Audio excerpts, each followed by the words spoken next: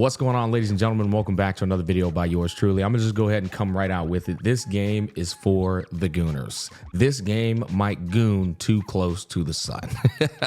With all jokes aside, I want to give a huge shout out to the Smilegate team for sponsoring this video and enabling me to bring it to you guys' awareness. They pretty much wanted me to show off their brand new game, Me2C Invisible Future. And the reason it's invisible is because, well, all the clothes that the girls wear are also invisible. Not really, but this game pretty much encapsulates what it means to enjoy like anime waifus and have a good time playing some combat, get to enjoy some good eye candy. They tease you. It's definitely going to be a self-insert experience, but yeah, like I said, it's for the gooners. We'll be going over all of the booth activities. I'll be real, this was the most fun booth at the TGS for me personally, simply because it was just a ball of a time. These guys were insanely based. You're going to have a good laugh at some of the things that we've done in this footage, but ultimately it was a great time. So at the end of the video, we also have a little bit of Chaos Zero Nightmare footage, as this is the exact same team behind Chaos Zero Nightmare, Epic 7, as well as Lost Ark, and now their new title, Me2C Invisible Future. So just keep that in mind, and let's go ahead and get into it. Oh, and most importantly, if you like what you see, don't forget to pre-register by clicking the link down below in the description box or the pinned comment in the comments section. Now, let's get into it. So like all booths, just by doing some fun little activities, you can get yourself some lovely free merch to take home with you. And the cool thing about the Chaos Zero Nightmare and Me2C booths is that the activities in and of themselves were a reward, which we'll get to those in just a bit. But they also had like a spin the wheel type of ordeal, and then you open up the the cards in the box, and you actually could get yourself some holographic versions of these cards for the games that you play respectively. Which for this, I was looking at pretty much like some Chaos Zero Nightmare cards, some Me2C cards. They look pretty cool, but like I said, usually it's just like some type of collectibles that you can take home with you and set up in your room if you like. But the next footage is literally one of the activities that you get to do. And honestly, like I said, this booth was insane, because I feel like these are pretty much like translating what you're going to be able to do inside of Me2C Invisible Future, which is pretty much have your fun with the anime waifus inside of the game. Like I said, it's like self-insert. It's going to be waifu material, like eye candy in terms of like teasing you and such. You can touch these freaking screens with these very interactive anime waifus, and they'll do some very entertaining things for you. I was having myself a great deal of fun, I'll be completely honest with you. Now, if you think this stuff is great, well, wait until you see the booth experience, where you get to go inside of this dark room with friends if you want, or by yourself. Check this out. Oh, you...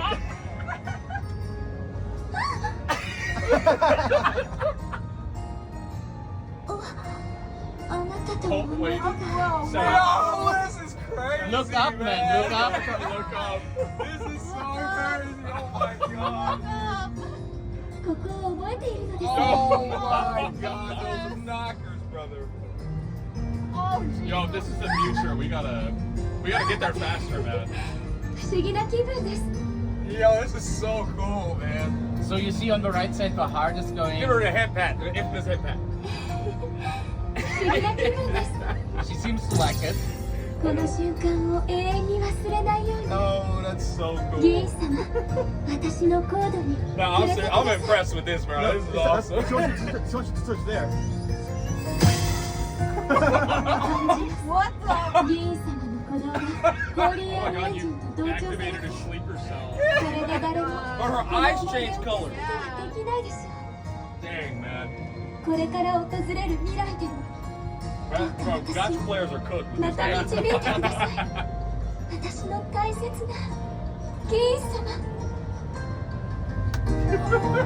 10 out of 10. 10 out of 10 experience. Flashback. Cinema. Yeah, so that booth experience, what was funny about it is whatever parts of the model that you touched, the crowd on the outside, they had this massive projecting screen that would show the parts you were touching. So if you were inside of like this dark room and you were thinking nobody was watching what you were doing, you were sorely mistaken.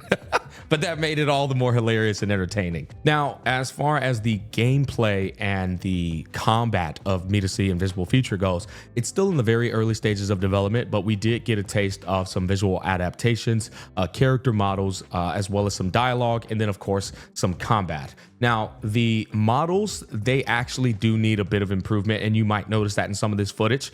They are already aware of this. They were just trying to get some gameplay out for people to kind of get a taste of what they can expect with this game. But they're, like I said, they're going to be improving a lot of this stuff as they go forward. Now, the combat experience was very interesting to me. And it's because it's like a mixture of turn-based meets like real-time strategy, where you're able to like do these little like foreshadowy moves and then commit to them. But what's cool was the like turn sequence and how it functioned. Pretty much, you have this meter at the bottom of the screen where you kind of see yourself passing up mobs, or maybe the mobs are passing up you. That hints at like speed tuning and how fast your characters are going to be. But once your character does reach where the two swords interchange, that's when your turn pops up. Same goes for the enemies. And then you're able to use some of your abilities. So I thought that was pretty cool, because I was like, okay, so it's not just a turn-based game. It's also got a little bit of real-time strategy in there with some speed tuning. And then you've got those like moves that like kind of stop time as you're deciding what to do. Which was really freaking interesting. I had never seen this type of twist on a turn-based game, if you will. And so I thought that was cool. Some of the ultimates of the characters also look really flashy. You'll see this girl doing like her, like, it looked like a Naruto ninja scroll casting, where she's able to do this like fancy ultimate, and then you get a little bit of gooning bait there at the end of it, or a nice little teaser. And then you get back into your dialogue with the characters and stuff. Like I said, it's a real like fun, relaxing game. You do some combat in here. You do a little bit of gooning there, right? That's pretty much the purpose of this game, if I'm being completely honest with you. Now, we did also get to experience some Chaos Zero Nightmare booth fun. So this part was like you entered this really creepy room. I was just having a bit of fun, kind of goofing off with everybody, because you know Chaos Zero Nightmare has like that horror film type of like seriousness. And so I was like, you know, playing around, teasing with the models, and then kind of like acting scared and stuff like that. It was just a great bit of fun. But I got some merch for doing that. So like if you go over there and act a fool, you were able to get some merch, which was cool. And then you had some of the cosplayers come out of these like capsules, which was very creative and cool. And you can see that they did a fantastic job looking just like the models on the screen. And then, of course, we also got to play Chaos Zero Nightmare, the latest build. I won't show too much of this gameplay. I kind of just want to let you guys watch this while I talk about it. Pretty much, because I already got to play the beta, of course. All they were trying to do right here was show off what they improved on, which was pretty much more so the intuitive user interface details, trying to like unveil what debuffs and buffs do. I remember I was having a problem trying to learn intuitively because I couldn't like find where the debuffs were on the fights of the bosses as well as the enemies. And so I didn't know what the heck I was doing. And then there were some buffs, I just didn't know what they were doing. And so they pretty much optimized that further, and they were like, Smack, sit down and play with this game. How does it feel on the iPad? Does it feel a bit more refined and polished before our official release date, which was on October 22nd, boys? Comes out on October 22nd. And yeah, they were just trying to get me to flesh out how the game feels overall in terms of the fluidity and stuff. And they did improve intuitively the user interface in terms of you knowing what buffs and debuffs deal, which I know that was kind of like a big problem for a number of players when they got into the beta.